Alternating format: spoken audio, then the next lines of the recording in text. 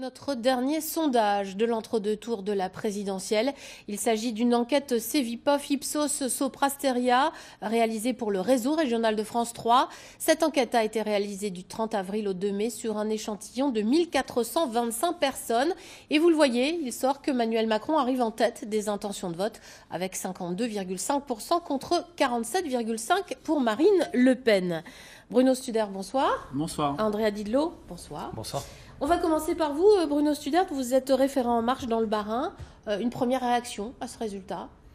Écoutez, le premier tour a montré que les sondages allaient dans le bon sens. Donc on va acter le fait que Emmanuel Macron est donné en tête pour notre région.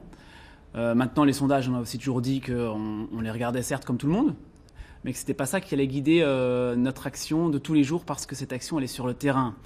On savait dès le départ, quand on a lancé En Marche, qu'il y avait des territoires qui allaient être plus difficiles pour nous que d'autres. L'implication des gens sur le terrain est totale pour aller convaincre les gens d'adhérer au projet d'Emmanuel Macron et du mouvement En Marche. Et je suis certain que nous gagnerons au deuxième tour plus largement qu'avec l'écart qui vient d'être annoncé par ce sondage. Ça veut dire que vous prévoyez encore quelques actions d'ici dimanche, enfin d'ici vendredi minuit? Bien sûr, jusqu'au bout. Nous avons mené encore aujourd'hui plus de 30 actions partout sur le Bas-Rhin. On a des militants qui ont mené un travail de fond, véritablement, en allant partout. On a fait 55 réunions publiques avant le premier tour sur tout le territoire du Bas-Rhin. On fait du porte-à-porte, des kiosques partout, parce qu'on veut convaincre sur notre projet. Donc voilà, on espère bien qu'on creuse l'écart. Andrea Didlot, même question, ce score, j'allais dire quelque part, il vous rassure. Je tiens à signaler que le Grand Est est la troisième région de France pour le score de Marine Le Pen. Ça vous rassure, vous ?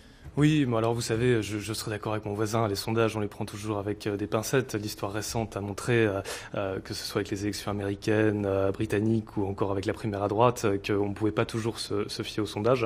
Ce qu'on constate quand même, c'est une grande dynamique qui correspond à ce qu'on voit aussi sur le terrain, qui est une dynamique de rassemblement avec Nicolas Dupont-Aignan, Debout la France, avec les Alsaciens réunis aussi. Toutes ces forces, en fait, tous les citoyens, le peuple qui ne souhaite plus voir François Hollande et ses amis pendant 5 ans. Donc voilà. Nous aussi, on a fait un travail de terrain très important. On était sur les marchés quotidiennement depuis 3 mois environ. Et je pense que ce travail va payer parce que c'est un travail de longue haleine.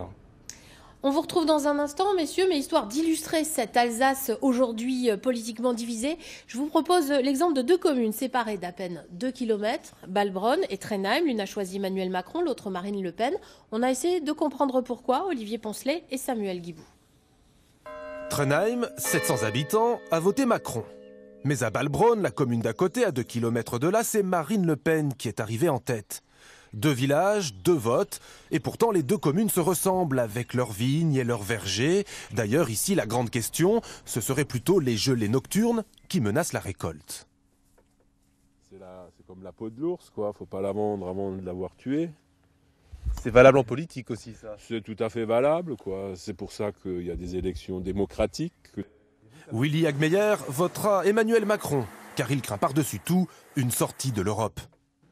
On a le droit de circuler comme on veut, on a une monnaie unique, les entreprises peuvent embaucher des étrangers, peuvent embaucher des Français, ils peuvent vendre partout en Europe facilement. D'ailleurs, plusieurs villageois citent spontanément l'Europe pour justifier leur vote. Mais alors, comment expliquer le fort score du FN dans le village ? On pense que c'est ça parce que les gens, ils en ont marre. Le résultat m'a pas beaucoup étonné. Voilà. D'accord. Je peux vous demander pour qui vous allez voter ? Ah non, ça c'est top. C'est l'isoloir, c'est secret.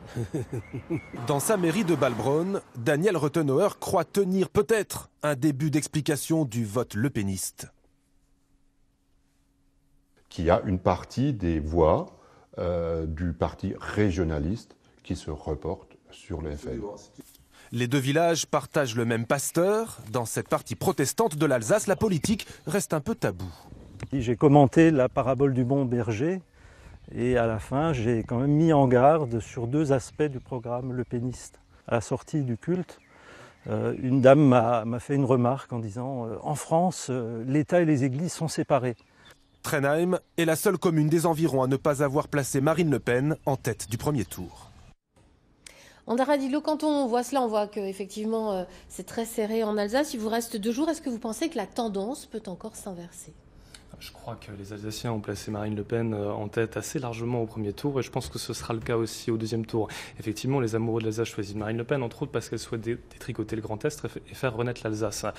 Autre élément aussi marquant, on voit ce que c'est finalement la gestion Macron en Alsace, puisqu'on la connaît à l'Eurométropole. Robert Herrmann, le socialiste, a soutenu Emmanuel Macron en disant que sa gestion LRPS était assez bonne pour illustrer ce que serait le gouvernement Macron. Et on voit que l'Eurométropole, c'est plus d'impôts, plus de dettes et finalement un peuple qui est très mal représenté. Bruno Studer, le débat de ce soir, de novices pour un débat de cette importance-là, est-ce que vous pensez que réellement ce débat peut jouer un rôle sur l'électorat ? Et sur votre électorat, bien sûr. Alors, ce débat, il est attendu par tout le monde, par les deux camps. Nous, on est persuadés que ça va permettre à Emmanuel Macron de mettre Marine Le Pen face à ses contradictions.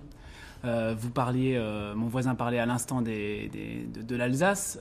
On a d'un côté une candidate qui veut supprimer les régions et qui voudrait rendre l'Alsace. Qu'est-ce que ça veut dire ? Je ne vous ai pas interrompu. Vous faites l'apôtre de la politesse. Voilà. Donc, il faut que les gens se posent aujourd'hui la question. J'ai entendu ce maire par rapport au vote régionaliste. Avec qui est-ce que vous avez envie de négocier demain ? Avec quelqu'un qui affirme haut et fort être girondin.